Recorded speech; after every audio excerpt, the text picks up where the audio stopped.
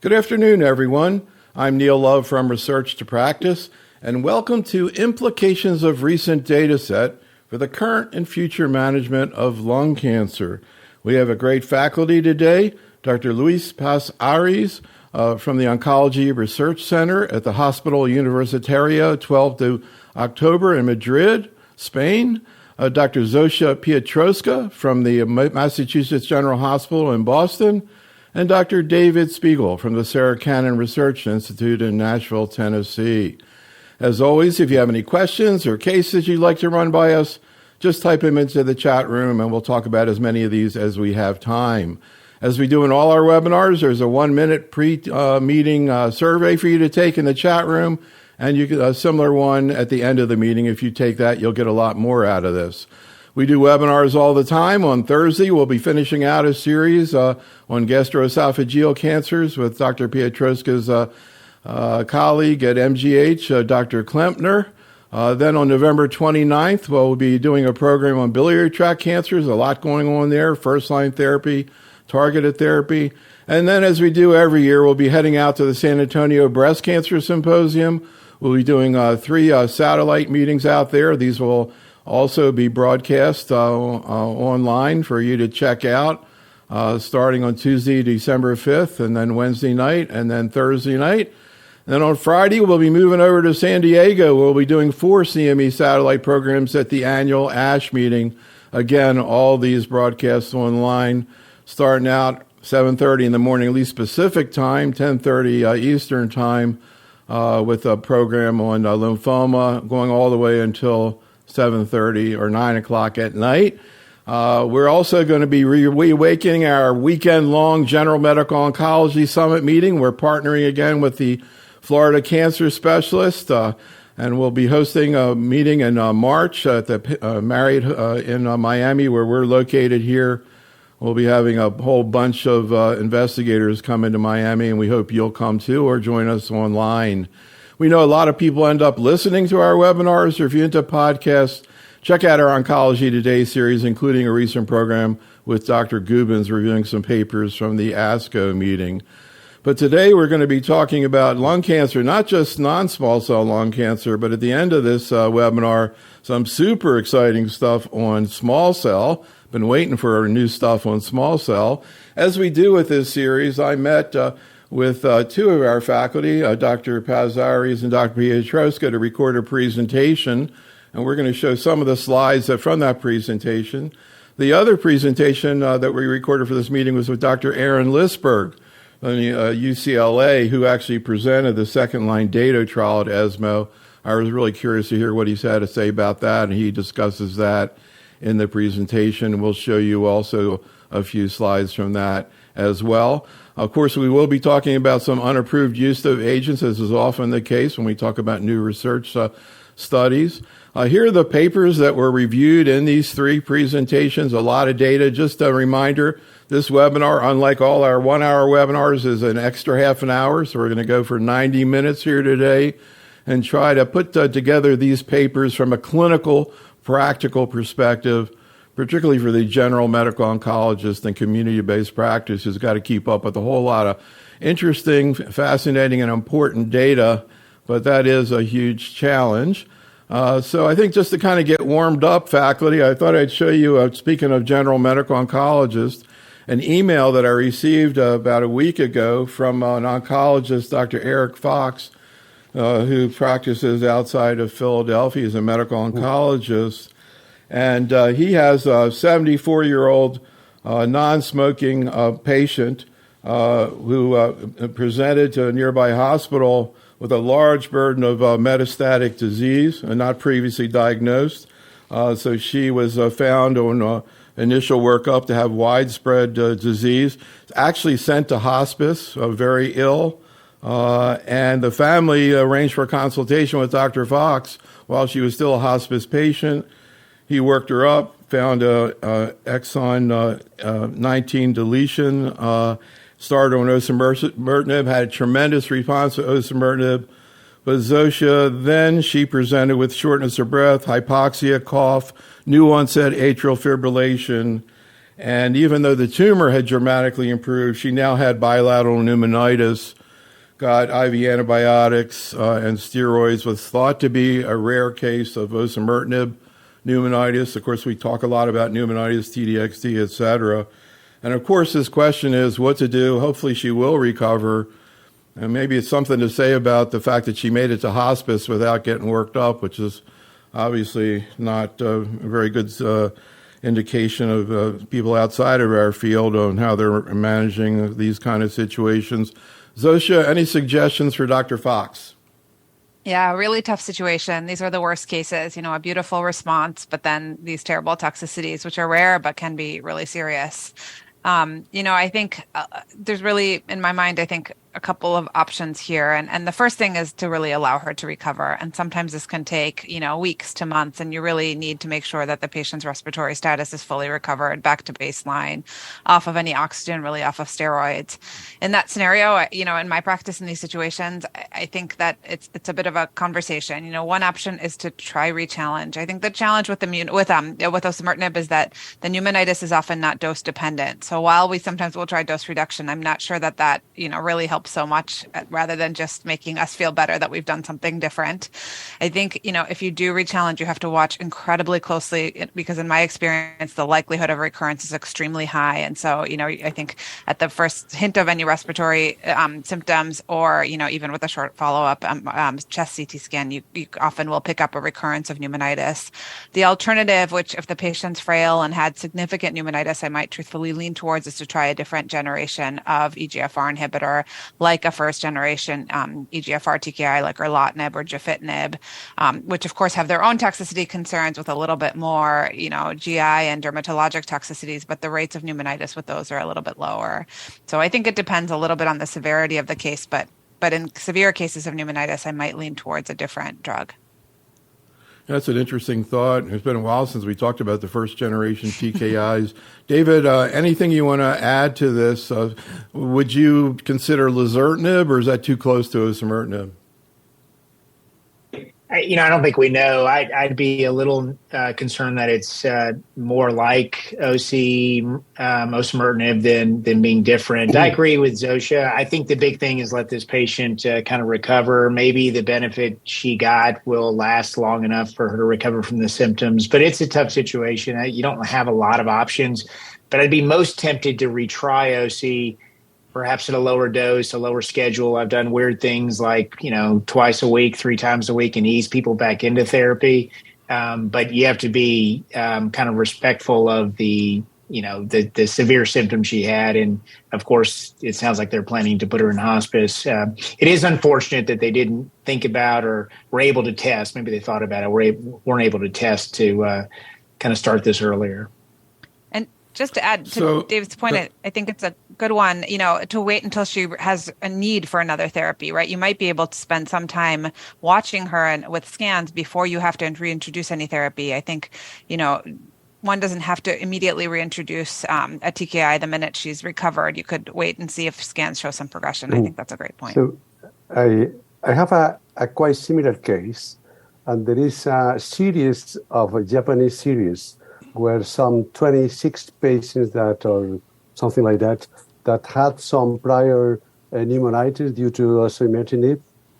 They were rechallenged, but only cases that were grade 1 or grade 2. So let's say mild cases. That seems to be a quite severe case. On those mild cases, osimertinib for most of the cases is a good alternative. 80% of the patients do not have any issues at rechallenge, but having a severe case, I would tend to be more conservative and maybe go to first generation and then have osimertinib for a later line, the rechallenge. That would be my choice. Yeah, I mean, this lady also was a non-smoker when she got this degree of pneumonitis, so it was a real issue. All right, well, let's get into some of the new papers that came out, lots of them. Many of them really having very important implications for practice. Here's kind of where we're heading. We'll be talking about non-small cell until we get to the end, which is going to be one of the best parts of this whole thing, because I think there's some really cool stuff going on in small cell right now. But let's get into localized non-small cell. And Luis, you covered this in your talk. And of course, at the ASCO meeting, we saw data from the ADAURA trial looking at adjuvant osimertinib. We saw some follow-up to that also at the ESMO meeting. But also, Luis, we saw the ALINA trial. I think we've been looking for another adjuvant-targeted study, and we got this with alectinib. So, and of course, the hazard rate for DSF was, similarly spectacular to the ADAURA trial, with, you can see there, a 0.24. But I just want to kind of get your take on what all this means in terms of adjuvant-targeted therapy in general. So, David, I want to start out with the ALK finding. I imagine this is not a huge surprise to you. How do you see it being applied in your practice? And what kinds of issues do you think are going to come up in keeping people on adjuvant alectinib from a toxicity point of view? Yeah, look, I think it's different than ADAURA, right? It's a 2 years, and in the chemo, it's not chemo plus minus, it's chemo versus. So it's a different study, but the results are as dramatic to me. I think it's, just today a colleague from Florida reached out and wanted to know what he should test for early stage lung cancer, and I said EGFR and ALK. I think these are kind of ready for prime time. I personally, if it was my family member or me, I would act on these data. I think these are pretty solid. And obviously we have the same arguments that we had for ADAURA. Is OS going to be positive? Is 2 years enough? What would be the case if you just got OC after chemo? In this case, alectinib after chemo. We don't know those options. We just know what we have here, which is it delays the recurrence of disease, and it actually improves your chances of not having CNS kind of metastases, and I think that's enough. I think it's probably, the last thing I'll say on this is I think it's probably a mistake to say this is exactly like ADAURA. They're very different studies, it's a different drug, it's a different mechanism, different designs, different patient populations, but the results are very dramatic, and I think it's good enough to act on. I'll say one more thing, I'm sorry, because I found out today our colleagues, Dr. Jack West and Dr. Nate Pinnell, who debating this on social media, I heard today published kind of a joint statement in an article. I got to find the journal, their views on ADAURA. So that's kind of fun that two people on opposite ends have come together to publish something. Well, one thing, Luis, about ADAURA was, I before the survival data came out, and particularly when the data was first debated or presented, there were a lot of questions about whether it would even be a survival benefit, let alone a survival benefit with a hazard rate around 0.5. And I just kind of wonder whether or not seeing this is going to change our view of adjuvant targeted therapy in general, Luis, and whether or not, just the way the IPASS trial changed our thought about future targeted therapies and what kind of data we would need. Are we going to need adjuvant, an adjuvant RET trial, an adjuvant MET exon 14 trial, Luis, or is there some other path to getting this done? Well, I think in the adjuvant setting, it's a bit different as compared to the metastatic. So I think you need to have some data saying you how much disease are you preventing to relapse, and then ideally if you're impacting or not in cure rate, that is very unlikely, and indeed ADAURA and ALINA didn't so far didn't show that. And then the third thing is about the impact on survival. The impact on survival is also depending on how many patients in the experimental arm are actually getting the TKI at the time of relapse, truly. So I think likely agencies are going to ask for a trial like that in every single patient with, let's say, actionable genomic aberration. And I think somehow it's normal to do so. That is my view. So, Zofia, any thoughts? I can tell you that ever since ADAURA came out, I've been doing polls of general medical oncologists saying, would you use adjuvant RET? And usually half of the oncologists say yes, and the investigators all say no. What's your take, Zofia? Any thoughts? Yeah, I think the more of these studies come out showing similar results, admittedly, with differences in trial design and differences in populations and differences in drugs, but overall still similar results. I think the more we are going to feel comfortable, I think also acknowledging the practical fact that it's going to be really hard to do these same studies in all of these rare patient subgroups. And at some point it will become impractical. I think at this point, obviously it's a discussion with patients. It's a discussion to a certain extent with insurance because these are off-label uses. And so we won't always get approval. But I think it's a discussion that will be worth having. The one other point that I wanted to make about Alina, and I'm curious to see what Luis and Dave think, is this issue of whether the Alina trial supports the use of alectinib with, instead of chemotherapy. That's to me a key difference in trial design between ADAURA, where patients, could have adjuvant chemotherapy per the investigator's choice, and then were randomized to either adjuvant osimertinib or not. And so it really didn't answer the question of whether we need the chemo. And Alina was different. These patients were randomized, like some of the older Chinese studies of first generation EGFR TKIs as well, to either chemotherapy, which is, has a small but real survival benefit, or alectinib. Personally, I'm still a little bit wary of omitting chemo for these patients. And if I had a young, healthy ALK positive patients, I might be tempted to do both, extrapolating a little bit from both studies. But I'm just curious, on that practical note, what others think. So David, go ahead, Luis. Oh, sorry. Now, let's say most of these patients are pretty young, are younger than the usual lung cancer patients. So they are in good health. They are typically non-smokers. So I would tend to extrapolate as well. And maybe my patients are going to be recommended to have chemo and then the alectinib for 2 years. Even I understand this is not the trial that had been done. So let's move on, because really this is go ahead.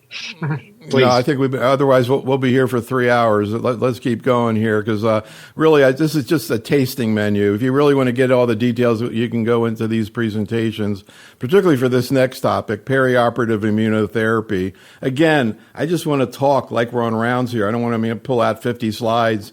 Luis's talk is incredible in terms of going through all the papers. But I want to just start with you, David. Can you just kind of capsulize right now how you and your center are looking at the issue of perioperative therapy?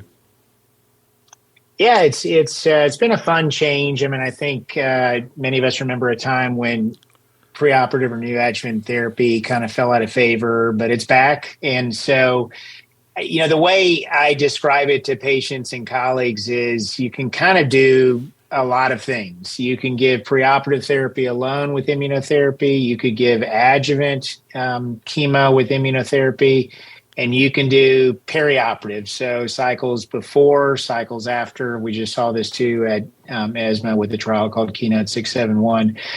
And, and you have choices of IO agents. So we have data with nivolumab and chemotherapy for 3 cycles before surgery. We have data with pembro and chemotherapy alone before surgery, no adjuvant therapy. And now we have data after, and we have data after with durvalumab and atezo. So, what's the take home? I think you need to use IO where you can. If you would like giving it only preoperatively and not adjuvantly, I think it just kind of dealer's choice at this point. We don't have comparative studies to know which is best. And so for me, I tend to still stick with 3 cycles of chemo, Nivo, and all comers. And then I like to see what happened at surgery to make decisions about whether I need any additional adjuvant therapy, a change in chemo, a continued IO, or nothing. I let those results at surgery help me decide what to do next. Zofia, any comments? And what about choice of IO in the neoadjuvant setting? In the United States now we have 2. Yeah, we have, 2 options. We have the Checkmate 816 regimen, with nivolumab and 3 cycles of chemotherapy, purely a neoadjuvant approach. And now we have the perioperative approach from Keynote 671, which includes 4 cycles of chemo plus pembro before surgery, then a completion of a year of adjuvant pembrolizumab. So both are reasonable options. We did see at ESMO this year that Keynote 671 was the first study to show a survival benefit with this approach. I think that is compelling, and certainly we've had the discussion in our tumor boards about the fact that that does, I think, make that regimen appealing. At the same time, I totally agree with Dave that, a lot depends on what happens to these patients at the time of surgery and whether or not they have a pathologic complete response. I think one thing that's been consistent across these studies is those patients who have a path CR do really well almost no matter what you do. You may argue that those patients are the ones who don't need any additional therapy. They're going to do really well. On the flip side, which, the patients who don't have a path CR, which is still the majority of these patients across these studies, up to 75% of them, I think the option of adding more immunotherapy, which you can also argue is the drug they just got preoperatively and really didn't have the optimal response to, feels a little bit suboptimal. Now, at the same time, it's the only thing we have right now. And, I think it is reasonable. But what I'd like to see is more studies in that space to try to kind of augment that therapy. So I think both are reasonable. I think, with the patients who have a path CR, I think likely are going to do well no matter what we do. The patients who don't, I wish we had more. But still, I think, 671 would dictate that we continue on with immunotherapy for those patients in the absence of a better approach, maybe in the hopes that more will be better. So a final comment on this from Luis. There's a question in the chat room, Luis, from Hassan. Would ctDNA be helpful in this scenario, for example, post-neoadjuvant, to determine whether or not you need adjuvant, and any other comments you have about perioperative immunotherapy? So I'm pretty sure that into the future, not now, ctDNA is going to help. Today is not a very sensitive technology that we have, and therefore it's really difficult to make decisions based on that. What is important to me today is that many patients are really good candidates for preoperative chemo-IO neoadjuvantly, and importantly, it's very likely that immunotherapy works better before surgery as compared to after surgery. So I really like to recommend people to think about and also talk to the surgeon before going into surgery, even if it's a patient with a stage 2 resectable, particularly N1 disease. I mean, it seems to me logical that those patients with the tumor and with the lymph nodes still there are more likely to respond to immunotherapy as compared to those where the tumor and the lymph nodes have been removed. So I want to talk about locally advanced unresectable disease, including a press release that just came out. But Zofia Benyu in the chat room has a 78-year-old woman with stage 1B adenocarcinoma, 3.7 centimeters, ALK positive. She says the trial restricted to greater than 4 centimeters. But what would you think about, again, putting reimbursement aside in this situation, Zofia? What would you think about for this patient, including your issue about chemo? Yeah, so I think, extrapolating this is similar to what I would do with an EGFR positive patient in this situation. I think I'd make a decision about chemo separate from a decision about TKI. So a 3.7 centimeter tumor, node negative, to me probably wouldn't rise to the threshold of giving adjuvant chemotherapy. So I think I'd probably pass on that. I would, however, have a discussion about the TKI. And here is, I think, a situation where I would, one, kind of extrapolate from the EGFR space, but two, really have a discussion with the patient about, what they want to do, what they're, kind of willing to tolerate in terms of the additional burden of the oral therapy, which, although it's well tolerated with alectinib, it does add toxicities. I think this is right on the cusp, of where we would consider a TKI. And so I would offer it, but I think, if a patient said, I'm good, I just want to have surgery and monitor and save this for recurrence, I would also feel okay with that.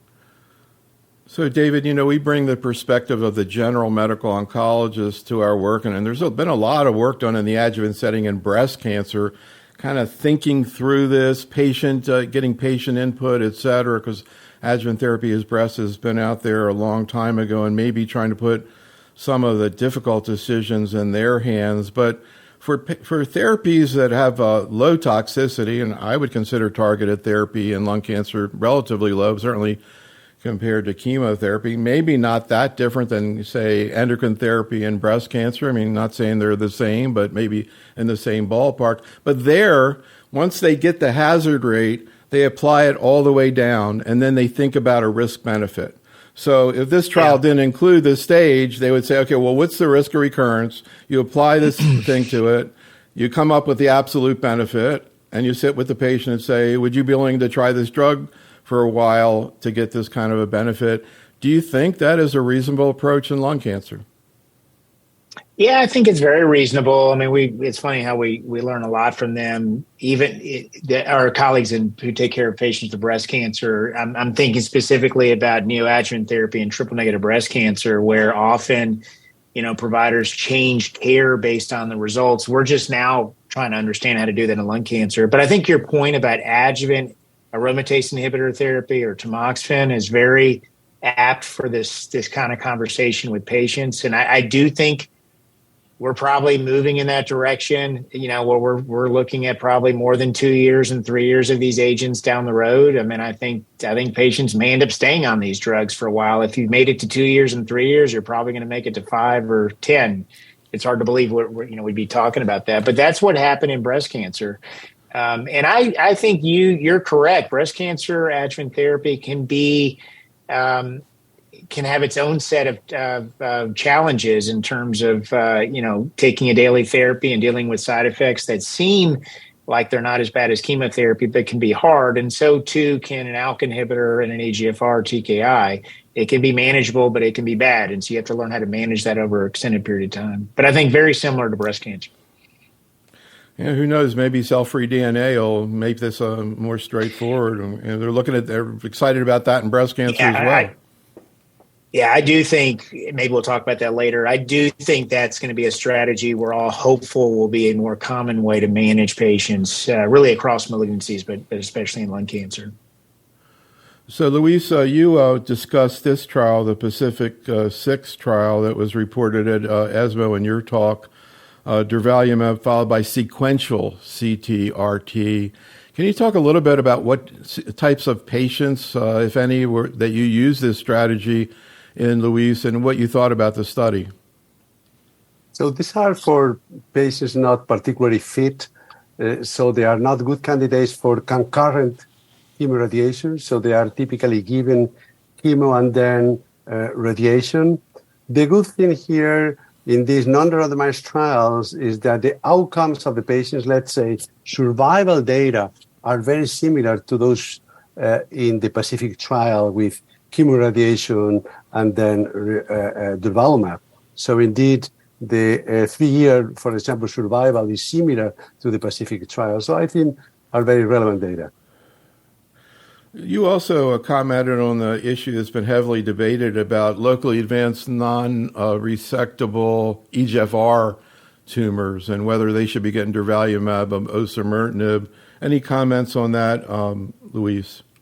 So collectively, the data we have today, I could say the data are more in favor of using, let's say, osimertinib as compared to durvalumab. I would say you see here this Pacific real world data where patients treated with durvalumab after chemoradiation, they have worse PFS if they have EGFR mutations.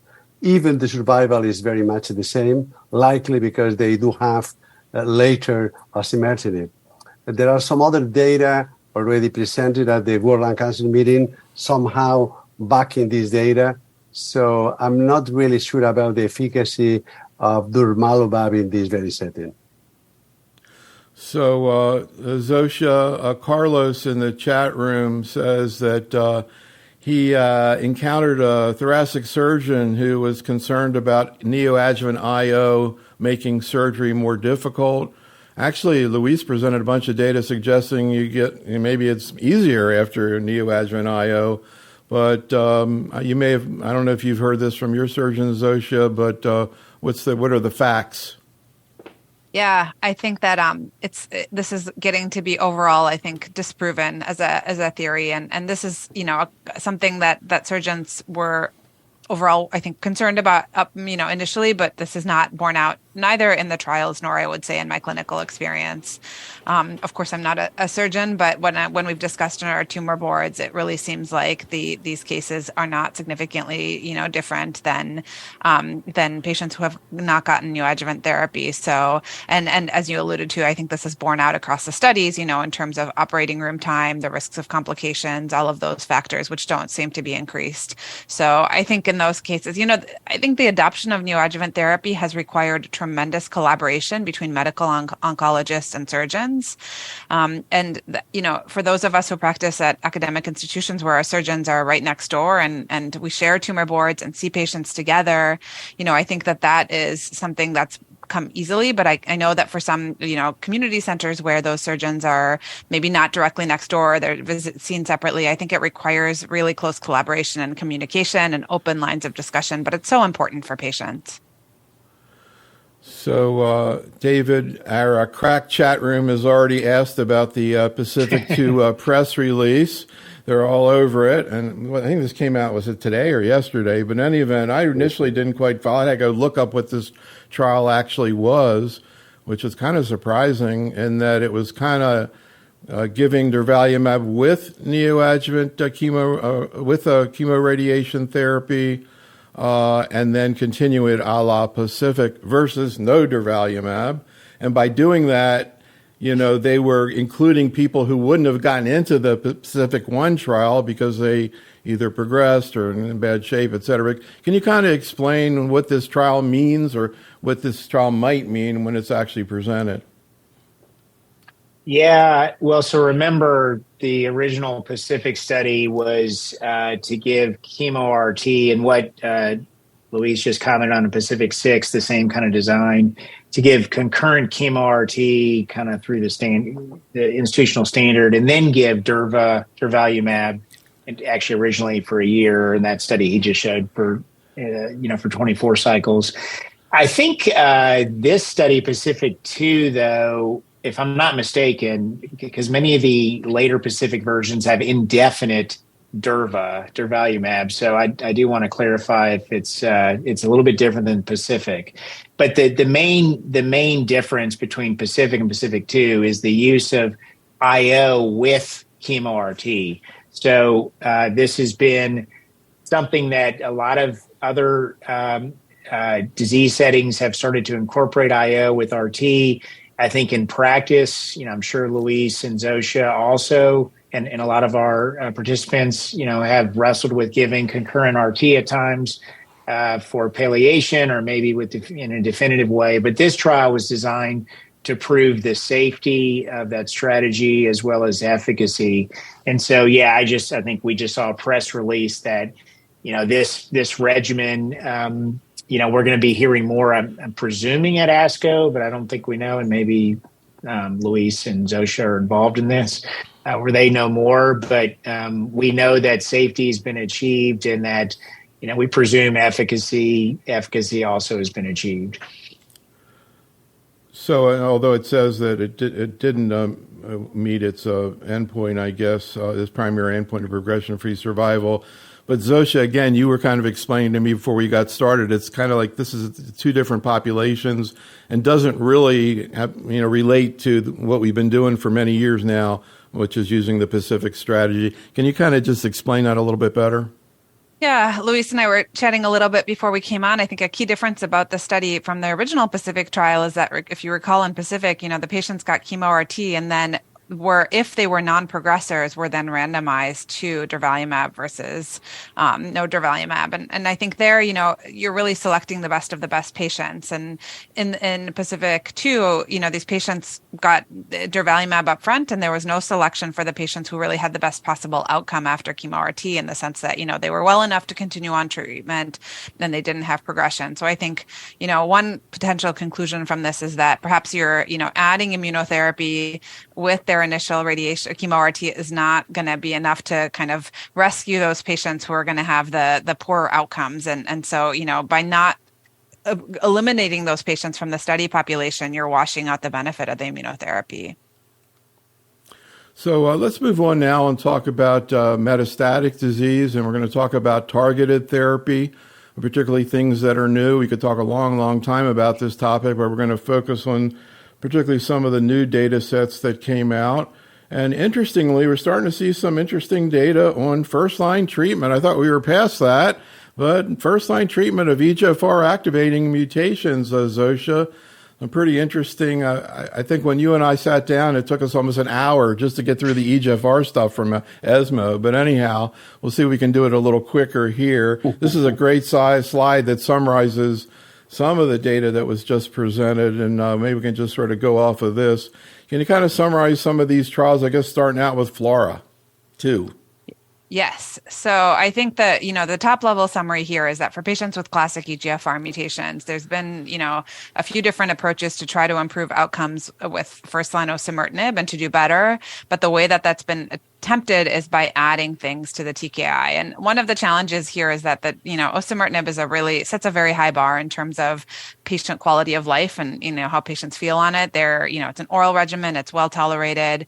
It has a decent median progression-free survival. And what we learned from both FLAURA2 and MARIPOSA is that adding something to, osimertinib can improve progression-free survival, but also adds complexity and toxicity. So FLAURA2 looked at the combination of carboplatin pemetrexed chemotherapy first line added to osimertinib. So newly diagnosed patients, were randomized to either osimertinib alone or OC plus chemo.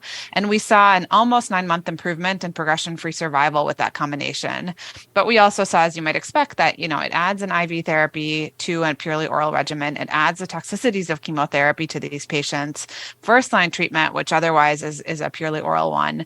And I think the conclusion overall from many of us who looked at this data was that this is great, but it may not be right for every patient. And so there may be some patients where, adding chemotherapy up front is going to really improve outcomes and be worthwhile. But for many patients, keeping with osimertinib monotherapy and saving chemo for a subsequent line of therapy may be okay. You have here the slides about CNS outcomes, and I think just to highlight the greatest magnitude of benefit in looking post hoc at these patients was in the patients with baseline CNS metastases, where we saw a PFS hazard ratio of 0.47. I think somewhat surprisingly, we saw that the addition of chemotherapy here deepened the responses and led to more complete responses compared to osimertinib, which is a pretty CNS active drug.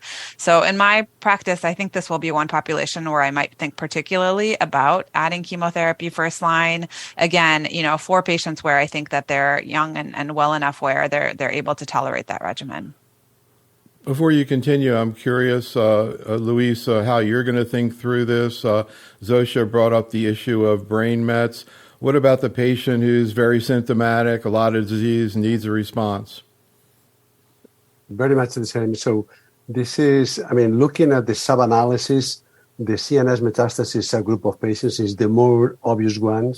But of course, if I have a patient which is fit, young patient, and is having very symptomatic disease, requires a fast response, high burden of disease, that would be another good candidate.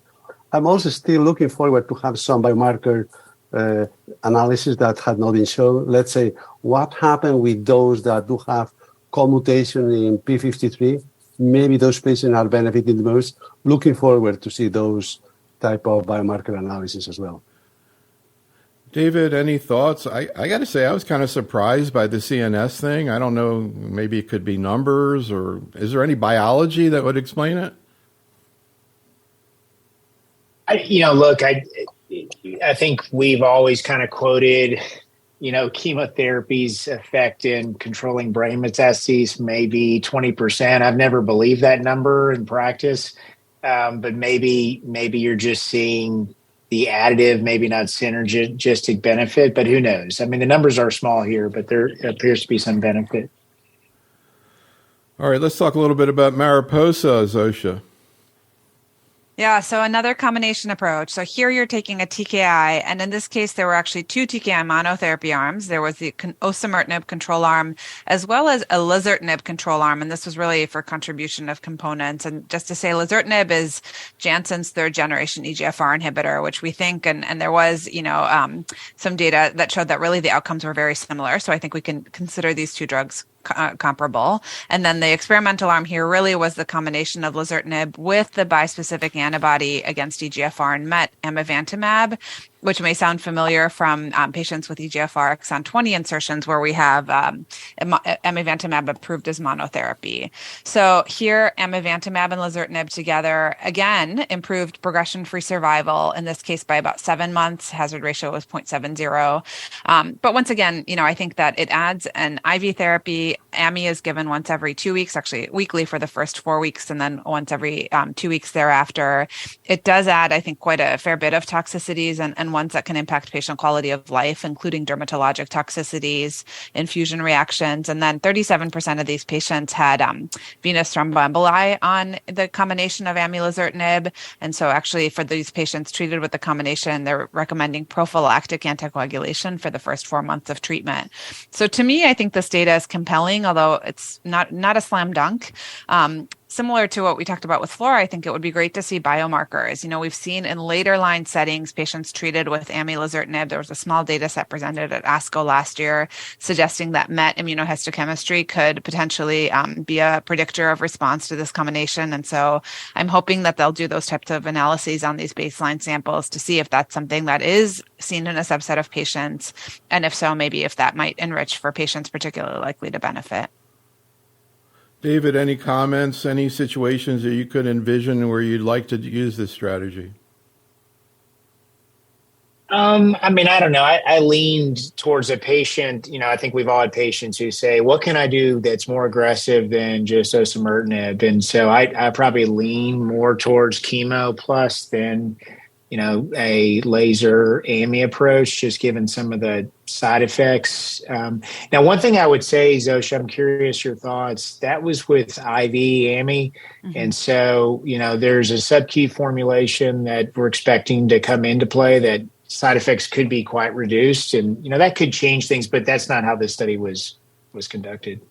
Yeah, I suspect that there'll be more data on that and follow-up studies. I think that the biggest advantage that I'm aware of with the subcutaneous formulation is the decreased infusion reactions. And, I think to me, in some ways, which is a big deal. It is a big deal, but at the same time, if you think about, 2 years of treatment, the infusion reactions happen with the first infusion, and then most patients get through it. So it is a big deal. It requires careful monitoring. It takes up more chair time. It can be really scary for patients and sometimes serious. So not to say that it's not a big deal, but if you can get those patients, even with the IV formulation through that initial infusion, that is less of a concern. But I don't know how much the sub-Q formulation will mitigate things like the dermatologic toxicities, the cumulative edema that can be seen in some patients, the VTEs. And so I think that'll be important to see. Can you comment a little bit on, go ahead, Luis. Sorry, go ahead. No, so there is a paper, actually, it's a Nature paper last year showing that looking at genomic aberrations, there is a signature that is predicting for copy number variations. And they are able to predict which patients with EGFR mutations do develop MET amplification at some point. So, that should be something we should study here and look at if those patients are the ones that truly benefiting from amivantamab to prevent resistance to happen, right? So that would be a nice thing to maybe try to study here in this data set. So, Zofia, can you comment on some of the new data sets that have come out on people progressing on EGFR TKI for metastatic disease, usually osimertinib? We're seeing some new data here, Mariposa 2, the Herthena Lung 01 trial. Can you comment? Yes. So I think kind of high level. So Mariposa 2 took the same combination of amivantamab and lazertinib and basically added it to chemotherapy post-osimertinib. And I think we saw fairly compelling data. We saw improvements in progression-free survival. We saw actually almost a doubling of response rate with both chemo laser and chemo amivantamab. And interestingly, we saw improved intracranial progression-free survival, whether amivantamab or laser were added to chemotherapy.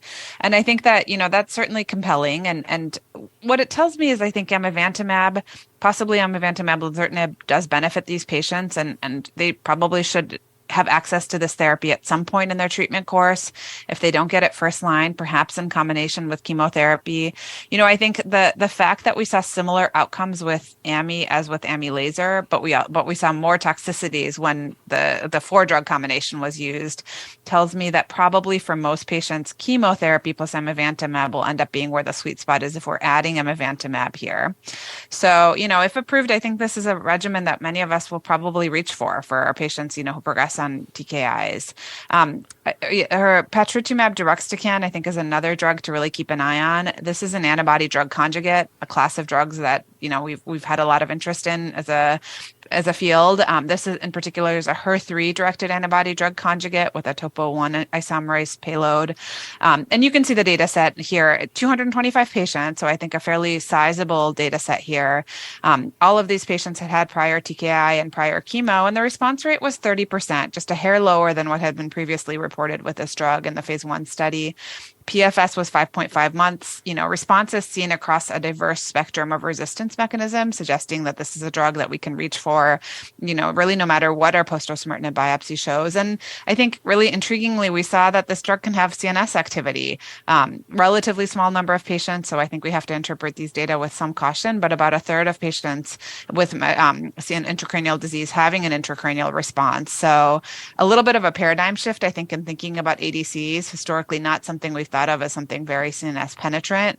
But I think one of the themes that has emerged from ESMO this year is that perhaps ADCs can have CNS activity. So, patritumab deruxtecan, I hope will get approval as monotherapy. And if so, it's certainly a drug that I will reach for in my practice.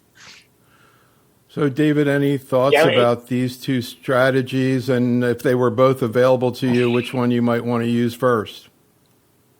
Post-OC, I'd lean towards an ADC, then kind of a Mariposa 2 strategy, just with all the same issues that Zofia brought up with Mariposa 1. Zofia, I was going to say, and Neil knows more than us, of course.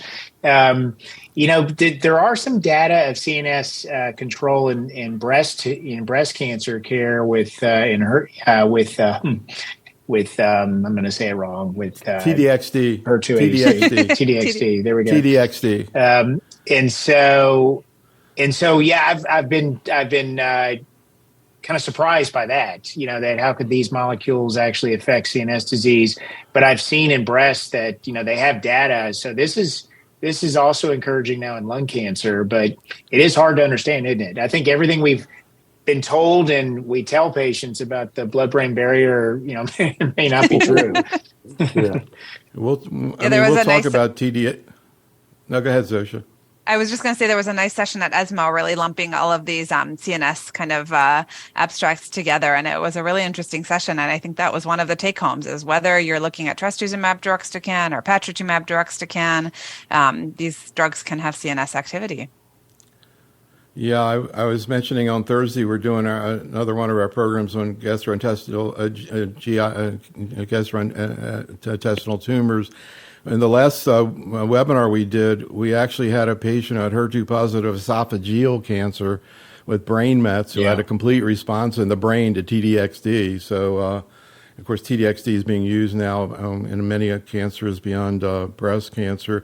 Luis, what's your take, again, on these two options? And your experience with patritumab in terms of tolerability, any issues there? It does have deruxtecan. Do you see ILD? Well, I think the ILD right now, as compared to 3 years ago, that we were not that used to diagnose that early, to monitor that. This is not such a big issue, particularly using the right dose. We tend to use the reduced dose based on this Hertena trial as well. So this is not a big issue as today. I would say that, having two opportunities here, I would tend to use likely for my patients first the ADC, and maybe amivantamab would be something I would use later on. So, Zofia, you also talked about the issue of maybe treatable mutations in these patients. And we've heard a lot about that in the past, but there was a paper at the World Lung looking at tepotinib in people who had MET overexpression. So this is not MET exon 14 mutation, but overexpression. It looked like they benefited. What's your thought on this? And is this a strategy you're using, Zofia? Yeah, so this is patients with acquired MET amplification after as a mechanism of resistance to first-line osimertinib. So just to clarify, because I think it's an important point, these are all patients with EGFR mutant lung cancer who received first-line TKI, in this case osimertinib. And we know from series of biopsies done in these patients that up to about 20% or so of patients can have MET amplification detected by either FISH or NGS. Interestingly, we see this by tissue. We can also see it by liquid biopsy, although the sensitivity of ctDNA-based liquid biopsies is a little bit lower for the detection of MET amplification. But whichever method you see it by, this data set would tell us that these patients can respond. So here, patients got continued osimertinib, and tepotinib, the oral MET inhibitor, was added. And it was, I think, a nice data set. 98 patients, the response rate to this combination in patients with acquired MET amplification was 50%. PFS was 5.6 months. There were some intracranial responses, which is not surprising because we know tepotinib, both of these drugs have CNS activity. I think this really tells us that it's important to look for MET amplification. And so really just a plug here for patients who progress on first-line osimertinib to do tissue biopsies, I think remain our gold standard to look for MET amplification, to look for histologic transformation. This combination is not yet approved in the US, but we can sometimes access off-label combinations of MET inhibitors with osimertinib combined with capmatinib, tepotinib. Again, that requires off-label approval, but there are also ongoing studies of these combinations, whether with savolitinib, the MET inhibitor from AstraZeneca, with tepotinib and with capmatinib, actually some randomizing patients versus chemo. So there are treatment opportunities for these patients if you find MET amplification. So maybe we can quickly hear about your case. You're a 68-year-old woman who presented with metastatic disease, EGFR L858R, gets osimertinib, good systemic and CNS response, but then she had disease progression after 14 months, although the brain MRI remained stable. What happened with this patient, Zofia? Yeah, so I just told you that tissue biopsies are a gold standard, but unfortunately this patient had largely progression within the pericardial space, pericardial nodularity, that we were not able to biopsy. So we sent a repeat liquid biopsy. And this patient had a somewhat rare resistance mechanism in the sense that she had acquired EGFR resistance mutations, L718Q and L718V. This is not something that at the time was clinically targetable. I think if where we're treating her now, I might see if any of the fourth generation EGFR inhibitors in clinical trials would have activity against these mutations, although they're largely developed for C797S. But she, like many of my patients, then went on to receive chemotherapy, carboplatin, pemetrexed. In this patient's case, actually, we continued the osimertinib because of her disease stability in the brain. Unfortunately, she then progressed after chemotherapy. And so this is a situation where I think many of these agents that we were just discussing are potential options we might think about. So, this is a situation that's challenging because many of the options we'd like to use don't have approval yet. I think this would be a case that would be great for patritumab deruxtecan if we had it. There is also nice data to say that amivantamab lazertinib may have particular benefit in patients with EGFR-mediated resistance mutations.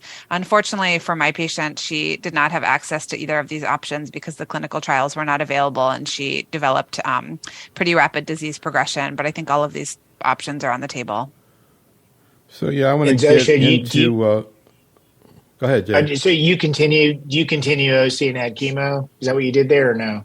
We did. We do for patients like her where they have CNS disease that is controlled on osimertinib and their disease progression is systemic but not intracranial. This is, I'd be curious to hear what both you and Luis do. And maybe this isn't, we don't have time to go into this in detail, but it is something we consider. And there are prospective studies looking at that combination, at that question to try to answer this. Yeah. Actually, I had just written down that question to ask you all, David. So I'm curious. It was just mind meld there. So, Luis, just in general, in what situation do you continue osimertinib with disease progression in the metastatic setting? So we only use that when you're having, let's say, oligoprogression. So then you do a local treatment and go on osimertinib. Let's say you irradiate or you even remove by surgery a new lesion if the rest of the disease is controlled and just go on osi. We are not, by the label, able to really continue to osimertinib if the patient is having systemic progression and, let's say, add chemotherapy. That is not feasible. And truly, based on the Mariposa 2 data, I'm not sure this is a strategy I could do even if I was able to do it, to be honest, at this stage. I understand this trial was not designed for that, but I'm not sure if the data are robust to go on osimertinib after progression. I agree with you. So, I can't disagree with that conclusion. Let's try to get through a few more targeted treatments, and then, because I really want to make sure we have enough time to talk about antibody-drug conjugates. So exon 20 insertions, Zofia, can you comment on the paper presented? Sure. I'll try to be brief with this one. So for patients with EGFR exon 20 insertions, as of today, chemotherapy has been our standard first-line therapy, and we've had amivantamab monotherapy in the U.S. approved as a post-chemo option. And the Papillon study looked at adding amivantamab to first-line chemotherapy. Control arm here was chemo alone, and we saw nice outcomes. We saw an improvement in progression-free survival. I think a fairly impressive PFS hazard ratio of 0.4. We saw an improvement in objective response rate, 47 versus 73%. We saw maybe a hint, although the data is immature, of an overall survival benefit. I think that, it's hard to make too much of this because it's still early days and the number at risk are quite small if you look at those later time points. But, I think this is meaningful. I think all of the issues that I raised earlier about the challenges of adding amivantamab are still present. We see more dermatologic toxicities. We can see cumulative edema. We see infusion-related reactions, and then here, of course, all the chemo side effects. I think the difference between, Mariposa is that here patients are already getting chemo, so it's really just adding another IV therapy. So I think that, if this is approved, this will likely change our practice. It may not be right for everyone. There may be patients who are older where we worry about the toxicity, but for many patients, I think this will change our standard of care. So TDXD, I feel like I talk about that every day. And incidentally, Luis, you were talking about the Pacific paradigm. We just did a program on post-GYN ESMO. There was a big presentation adding IO to chemoradiation with cervical cancer that was very positive. So yeah, another tumor type taking the Pacific model. How about HER2 mutations and TDXD, Zofia? I think the top line results here are that these were final results from the DESTINY-Lung02 study, which really helped us to understand this question of the right dosing of TDXD for patients with HER2 mutant lung cancer. Remember, this actually was already approved in the United States, I think last year, based on the results of DESTINY-Lung01. But in that study, TDXD was used at a higher dose, 6.4 mg per kg, and we saw a 26% rate of ILD. So in DESTINY-Lung02, they randomized patients to 6.4 versus 5.4 milligrams per kilogram. And the bottom line is that we saw comparable efficacy outcomes, but lower rates of ILD. Still, we still saw ILD, 13% of patients having ILD, so it's something we still have to watch for very closely. But overall, the 5.4 milligram per kilogram dose seems to be the safer one and the one that the FDA has approved and the one that we're using for HER2 mutant lung cancer. So we talked a little bit about CNS outcomes with TDXD, and of course we're talking about HER2 mutant disease. David, what about the use of TDXD and HER2 overexpressing, which of course is where it's primarily used with breast cancer? What do we know about that? It looks like it has some activity, maybe not as much as with HER2 mutant. Yeah, it's been a little frustrating, right? Because we know the activity in not just breast cancer, but even gastroesophageal disease in overexpressed patients.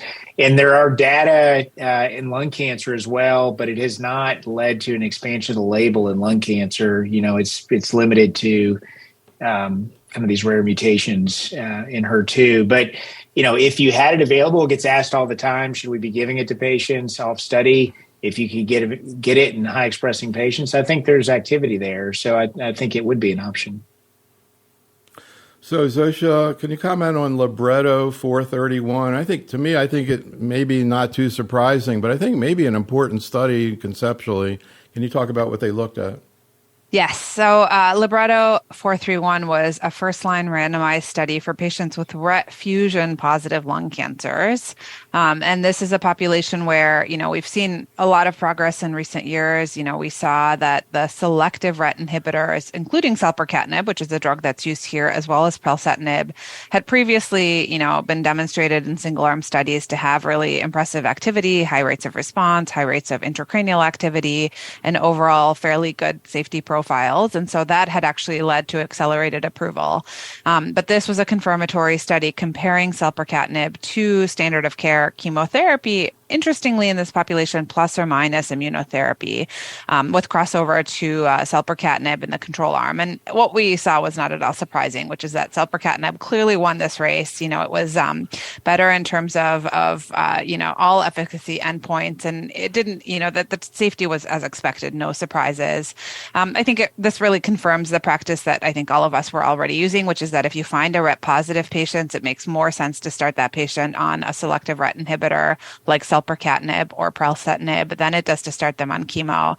But one interesting side note of the study was that if you looked at the control arm, the outcomes are actually very similar, regardless of whether patients got chemo alone or whether they got chemo plus pembrolizumab. And I think this also reaffirms what we would have predicted, which is that these patients with RET positive disease, many of them who are never smokers, don't benefit as much from the addition of immunotherapy to chemo. And so, I think another important lesson from the study is when you're moving a patient with RET positive disease, say from a drug like selpercatinib to maybe chemotherapy in the later line setting, maybe less of a role here for a drug like pembrolizumab than we might in other non-small cell lung cancer subtypes. So, Luis, one of the things I really liked about this study is one of the things that I've kind of been observing over the years is the issue of, how much data do we need in order to take action? And we talked about it as related to adjuvant therapy, but we know a lot of our audience is fairly new to oncology and maybe doesn't know the history of targeted therapy, that there was originally a randomized trial, I think it was called the IPAS study, chemo versus, I think it was gefitinib or lotinib. And I think there was one in ALK like that. And then there have been very few studies like this since we sort of assumed the principle would apply. I was going to ask you, Luis, if you could, or would you use TDXD first line, or do you need a study to prove it? And any thoughts about this study here and kind of what it means in general?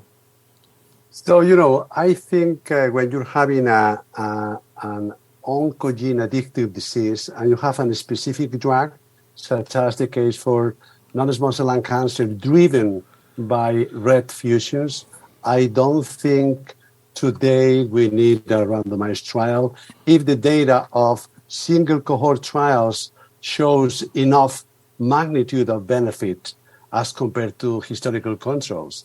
The reason for randomized trials is because diseases are not homogeneous, are pretty heterogeneous. So you have to be sure that patients are distributed in the two arms. But your disease is defined genetically, such is the case on a RET-driven tumor.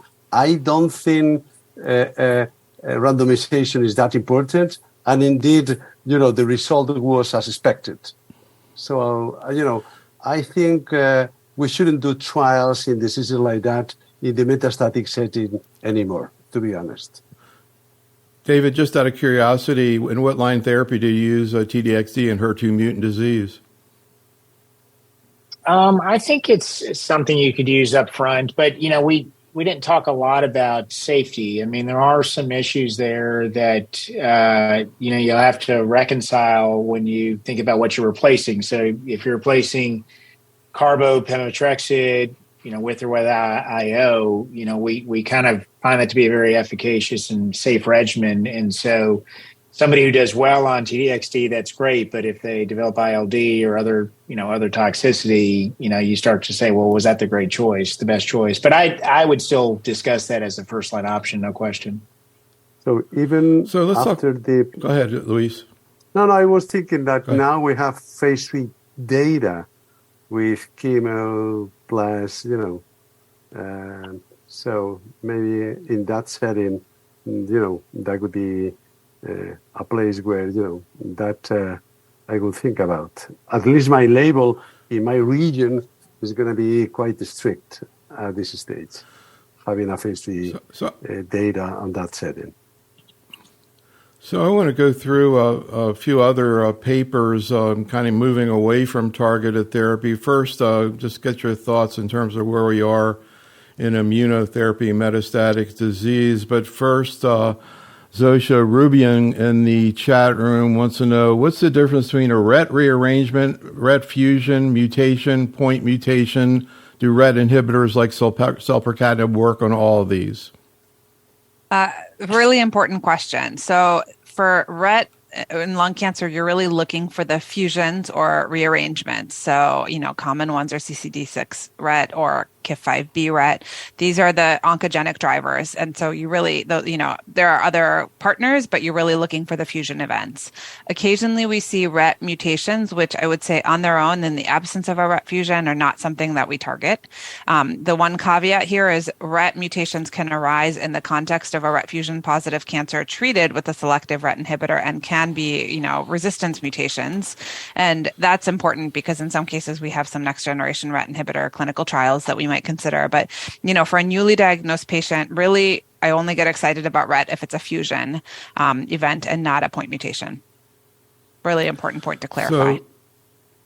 So Luis, we talked about neoadjuvant IO. Now we're going to talk about metastatic disease. We saw some data from the Empower Lung 1 and 3 trials looking at cemiplimab, both in terms of patient-reported functioning. But interestingly, a paper looking specifically at cemiplimab in these two studies, so either cemiplimab alone or with chemo, specifically in squamous cancer. I was mentioning our GYN symposium. Cemiplimab has great activity in cervical cancer and is used a lot there. And this was data presented in the squamous patients. Luis, at this point, when you think about IOs, either as monotherapy with chemotherapy, obviously we have 3 where we have data and they're available. First of all, from your point of view, can you distinguish the 3? Well, to be honest, if I'm using in high expressors, I tend to use a pembrolizumab or cemiplimab. Those are the ones I've been using for quite some time. If I'm using chemo IO, I think we have data now with cemiplimab. For some reason, I've been using pembrolizumab for ages, and I think at least in squamous, it is clear a good option. Still, on the other hand, I don't see any clear reason to change on the other hand. So I suppose that I would understand any choice. There are now some 8 or 9 agents with very similar results, and I wouldn't say you choose any other that you run. It's just, I tend to use the ones I've been using for ages, right? I don't know what you do, guys. And also, I want to ask David, this is something we ask a lot in a lot of our different meetings, which is if you also agree that you can't really distinguish these agents. If one were priced significantly less than the other, would that change the way you approach it? Yeah, Luis, I completely agree with you. I think the Empower data from 1 as monotherapy and 3 with chemo look very much like the Pembro study. I think the data look pretty compelling, and I think cemiplimab for me is very much something I'd feel good in a blinded taste test to be okay with. And so I'm not sure I agree the same with the Tizo based on the data, and we were part of that study. But the ultimate question I think you're asking, are there differences in these drugs?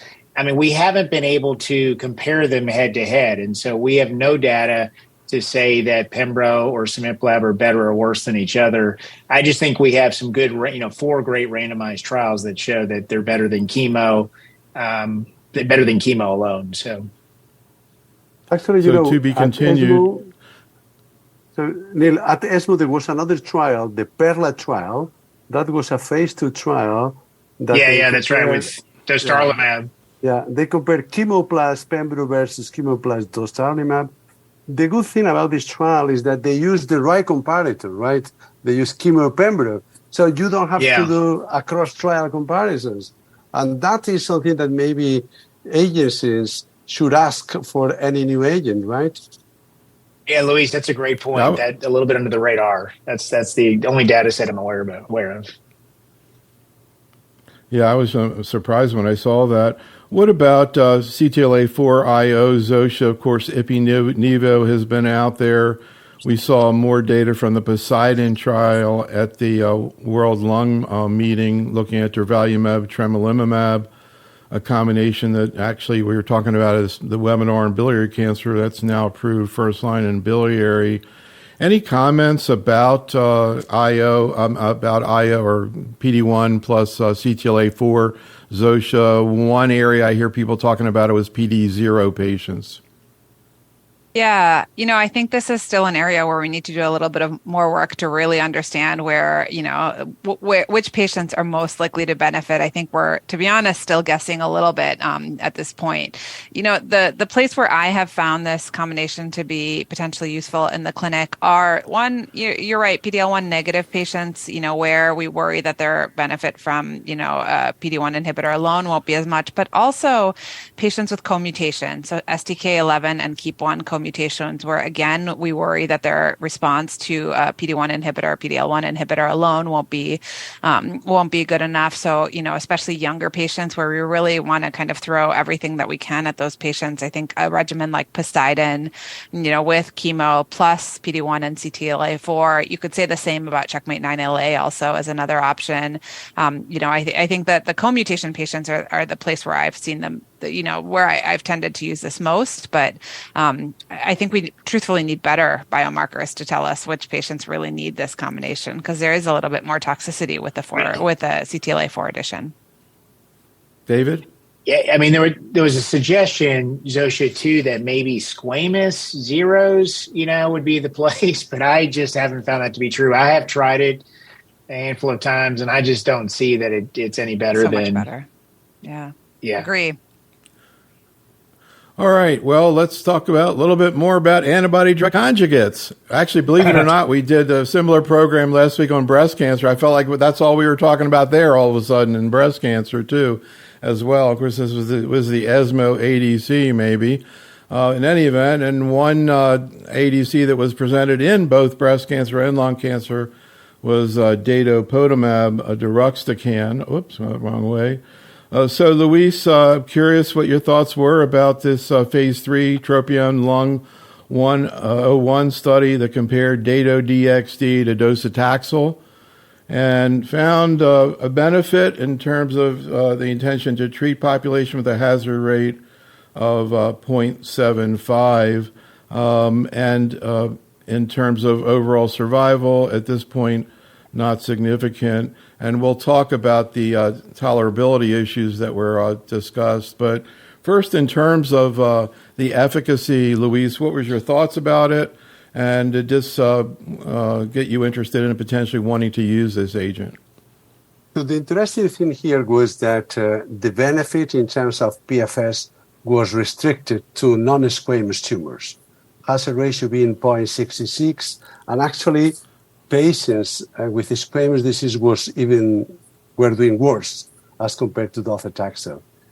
Truly, we knew that a subset of patients with non-squamous are benefiting the most. Those are patients with actionable genomic aberrations, EFR mutations, ALK translocations, and so on. In a different trial, we have seen the Tropion-Lung-05 responses in some 35% of the patients with genomic aberrations, and those data are actually consistent here.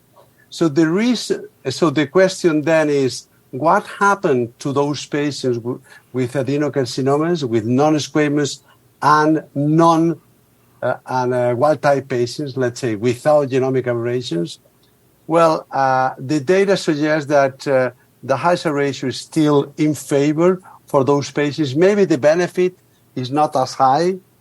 The second thing is, what is going to happen when the data are mature enough for survival? At this stage, we haven't seen survival benefit, but the data are still quite immature. And in terms of safety profile, I would say we have seen relevant toxicities such as ocular events and stomatitis.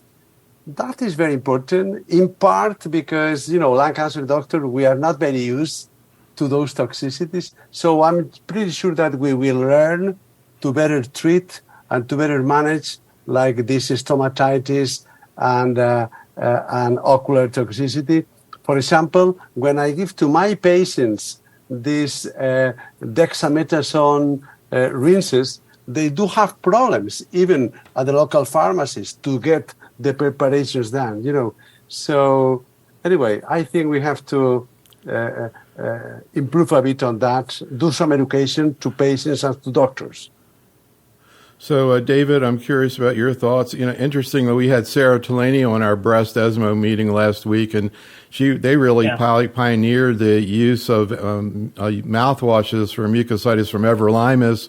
When they started doing the Dato trials, as soon as they started to see the mucositis, they pulled out the mouthwash, and she told me last week it works, but they have a lot of experience with that. So, David, what's your take on this? What's your thoughts about the histology difference there, and about how much of an issue these side effects are going to be? I agree with Luis. I think it's a positive study for PFS. It looks like the weight of that is carried by the non-squamous. The overall survival is not there, but it wasn't intended to be at this point. And so is this good enough to replace docetaxel in a refractory patient population? In at least adenocarcinoma, it looks like it met that bar. Whether that's okay for the FDA or they're going to wait on OS to give an approval here, I think we'll have to wait to see. The side effects, I think you guys did a nice job describing. It's not without side effects. ILD is a real problem in these patients, but fortunately, it is relatively low. The steroid rinse, that's new to me in terms of trying to figure out how to make that work. I've been using it for a while and don't see the same way that Sarah does. But it's probably because I'm just not as smart as her and figured out how to get patients to get better on it. But certainly try it. So and I have to find out what the secret sauce is there. Zofia, what's your take on this, and also this issue? If the drug were available, would you prefer or use it only in non-squamous? And any comments in terms of the side effects profile? Yeah, I think overall, I was somewhat underwhelmed by these data. I think it's always good to have more options, but having seen the press release saying this was a positive study, I think we were all hoping for more. I think that in the overall population, it sounds like we can all agree that a 3-week essentially improvement in PFS is not clinically meaningful. So I think it really, if we're going to use it, it's the non-squamous patients. We have to keep in mind that that's a post hoc, subset analysis, but that does seem to be, closer to a 2-month improvement in PFS. So not a slam dunk, but some improvement. So I think it's another option. Is it going to be an option that replaces docetaxel, or is it going to be another option that we might use, in sequence after docetaxel? I think that, that probably both will be used. To me, the worry, if this improved PFS by close to 2 months and was better tolerated than docetaxel, that would be great. But I think the mucositis is a tough one. And I think having to try to get patients to find these oral mouth, steroid rinses. I've heard that eating ice chips or sucking on ice chips during the infusions might help, kind of things that can be a little bit tricky. I think that's going to be a limitation. So again, always good to have options. I think I will use it. The question is going to be where in the sequence, and where does the FDA approve it if it does approve it? And in terms of the ophthalmic issues, David, I was telling Dr. Lisberg, I feel like we talk about ophthalmic things every day, but we never have talked about it. We haven't talked about it much with you all, but almost everybody else, ADC, even other things besides ADCs. We did an entire CME program on just ophthalmic issues in oncology, but I have not seen any ophthalmic issues with agents where the drug delivery was DXD until this. It kind of sounds like similar to what we're hearing from mirvetuximab, like a dry eye, and seemingly like more of a nuisance than like a serious problem, nuisance kind of problem. Is that your take, David? Yeah, it's beyond a nuisance in some patients. I mean, it could be kind of chronic dry, red eyes, looks like just a bad conjunctivitis. I haven't really seen visual acuity changes, but I've seen folks who just are constantly look like they have constant allergies and, try all these eye drops. And it's not an easy thing to dismiss. And it is something you see across ADCs. Not all, but it's common. Neil, I think it's going to be very important that we have our ophthalmological clinics really open to our patients every day, as we did with our dermatologists. So we now really a lot better in managing skin side effects. So that is going to be important as well to those ophthalmic issues. And, today to me it's not easy to have ophthalmologists seeing my patients on the very day I'm having a clinic. So that is going to be something that we have to work out, really. Luis, even if they see them and send you a note, you can't understand what the note says. I mean, you have to. I agree. We have to learn about that. That is the full issue. I mean, it's us, first of all. Yeah.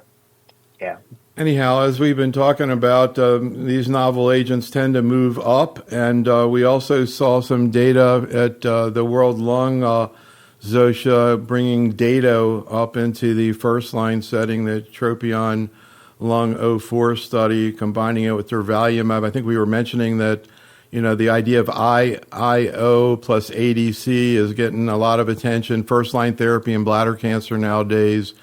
Any thoughts, Zofia, about where this strategy might be heading?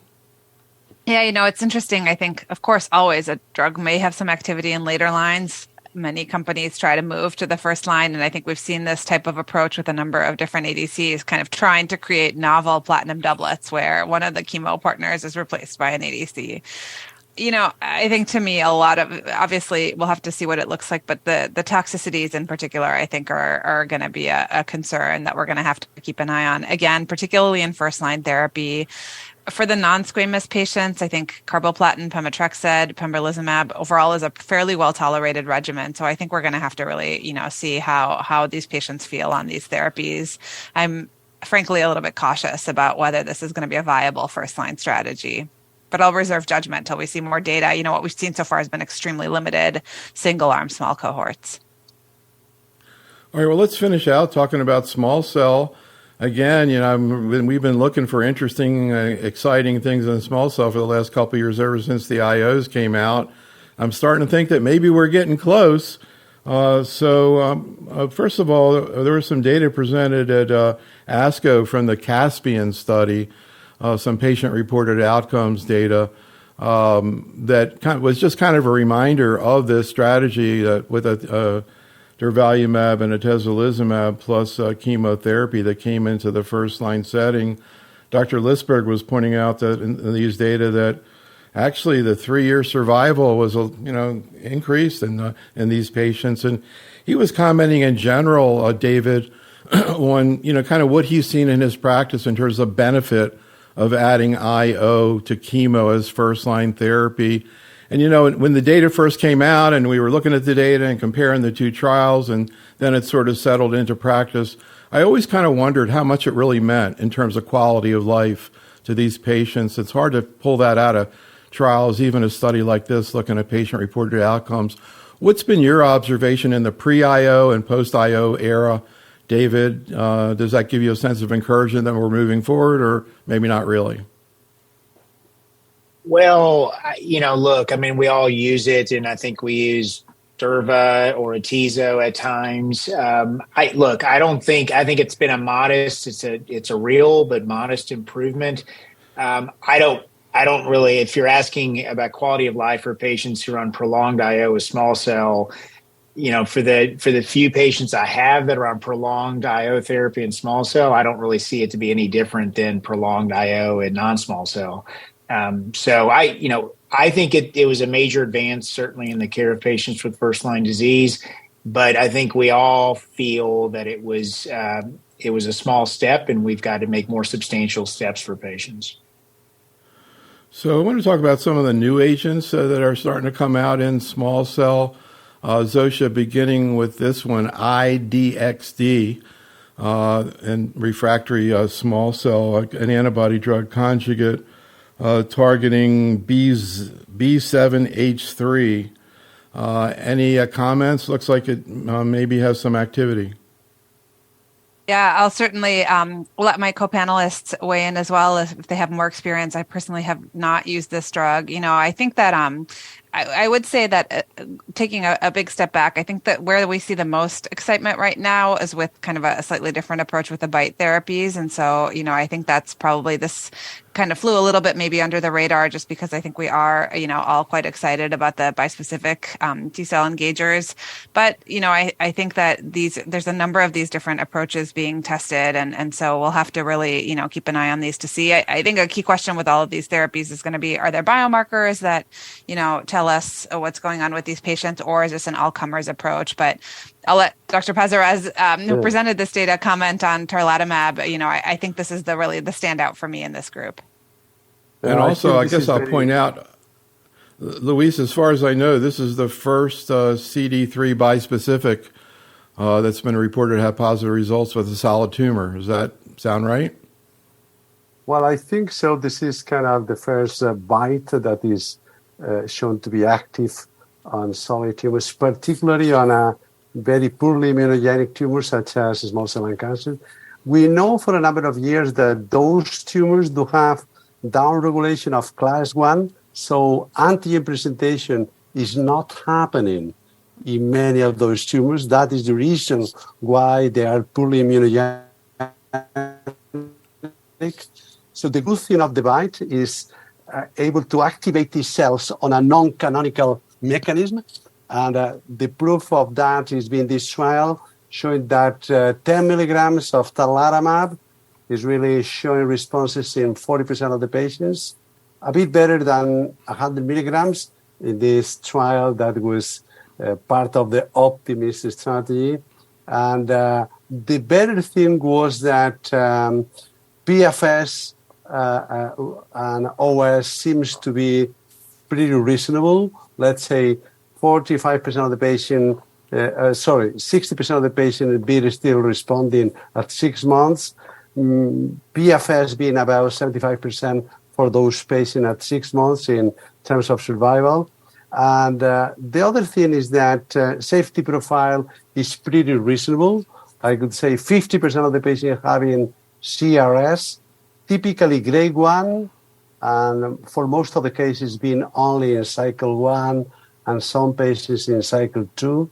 But the more important thing is only one patient, 1%, having grade 3 cytokine release syndrome. The same is to be true with ICANS. With 10 milligrams, we have seen only ICANS in some patients in the first or second cycle, and only grade 1 or 2. Not a single patient had grade 3.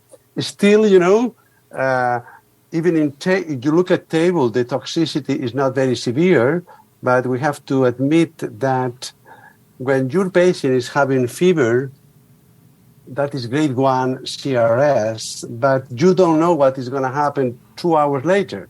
So you have to monitor the patient. You have to be sure that the patient is not getting into worse CRS, because that maybe requires some urgent measurements, right?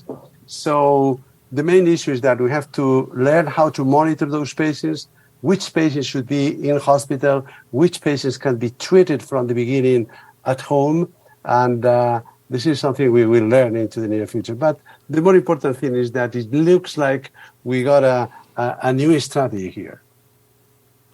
So, David, the good news is I think the general medical oncologists are going to be ready for you, because I was mentioning we're doing all these meetings at ASH. Probably half the stuff we're going to talk about is between myeloma and lymphoma, bispecifics, the hottest thing in oncology. All general oncologists are learning about CRS, and they know it's coming to their clinic soon.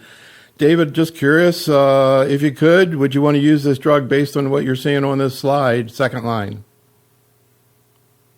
Let me tell you, it's not just this drug. There's a number of DLL3 targeting drugs in development, and absolutely, this is something I'm very excited about. And I think it's if you were going to gamble, you would say this is going to be another major breakthrough in small cell.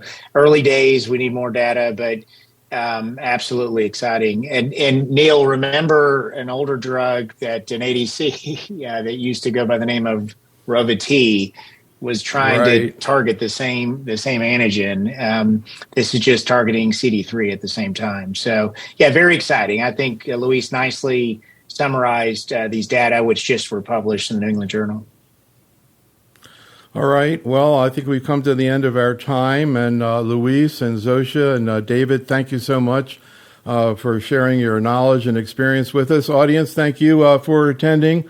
Come on back on Thursday night. We'll hear what Dr. Klempner has to say about TDXD and many other things in gastroesophageal cancers. Be safe, stay well, and have a great night. Thanks so much, faculty. Thanks, Luis. Thanks, Zofia. Take care, David. Thank you.